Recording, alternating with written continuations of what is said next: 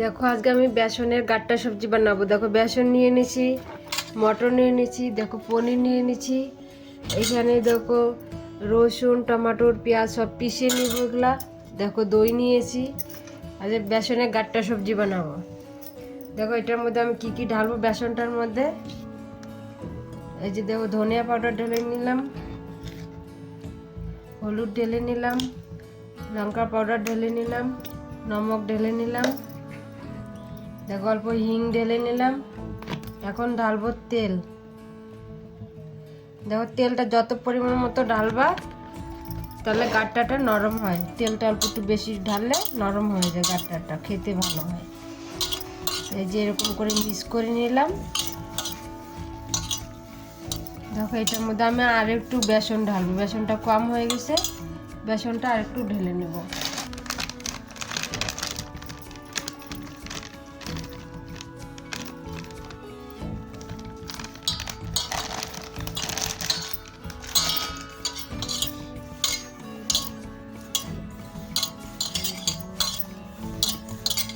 এবার দেখো বেসনটা আমার ঠিক পরিমতন হয়ে গেছে।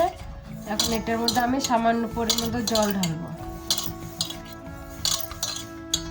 দেখো মিক্স হয়ে গেছে। এরকম করে তেল দিয়ে মাখাইতে লাগবে বেসনটাকে। এখন জল ঢালছি, দেখো অল্প অল্প করে জল ঢেলে নিব। জলটা বেশি লাগে না, অল্প জল হলেই হয়ে যায়। দেখো হয়ে গেছে। দেখো গাট্টাগুলো এরকম করে আমি বানিয়ে নিয়েছি, দেখো সুন্দর করে এরকম লম্বা লম্বা করে। এখন এটা আমি গরম জলে ঢালবো। দেখো আমি একটা বগনাতে জল নিয়েছি, দেখো জলটা গরম হয়ে গেছে। এখন ঢালে নেব এটা। দেখো সবগুলো ঢেলে নিয়েছি গরম জলে। এখানে এটা 10 মিনিটের মতো সিদ্ধ করে নেব। গাট্টাটা দেখো হয়ে গেছে সিদ্ধ। গাট্টার সাথে আমি মটরগুলো আমি সিদ্ধ করে নিয়েছি। আবার এই জলটাই আমি সবজিতে ঢালবো, এই জলটা ফেলানো নেই। দেখো একটা কড়াই নিয়েছি, কড়াইয়ের মধ্যে তেল ঢেলে নিয়েছি। তেলটা দেখো গরম হয়ে গেছে। এখন জিরা ঢেলে নেব। আর দেখো মশলাটা যে পিষে নিয়েছিলাম আমি, পেঁয়াজ রসুন টমেটো, ওগুলো আমি ঢালবো এখন। দেখো আমি কটা পেঁয়াজ মোটা মোটা করে উপর থেকে কেটে দিয়েছিলাম। তারপর লঙ্কার গুঁড়ো ঢেলে নিলাম, নমক ঢেলে নিলাম 2 চামচ, ধনিয়া পাউডার ঢেলে নিলাম, হলুদের পাউডার ঢেলে নিলাম। এখন যতক্ষণ মশলাটা পাকানো না রাখতে থাকবো। দেখো গাট্টার মধ্যে আমি দইটা ঢালবো, এর জন্য দেখো দইটা নিচে এটার মধ্যে 1 চামচের মতো বেসন ঢেলে নেব।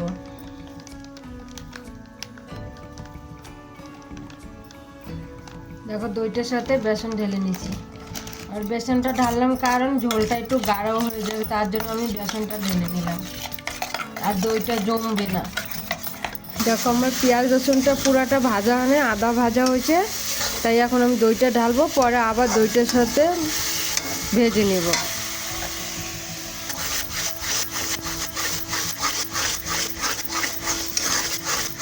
এখন দইয়ের সাথে মশলাটা অনেকক্ষণ ভেজে নেব, আরও 5-10 মিনিটের মতো ভেজবো।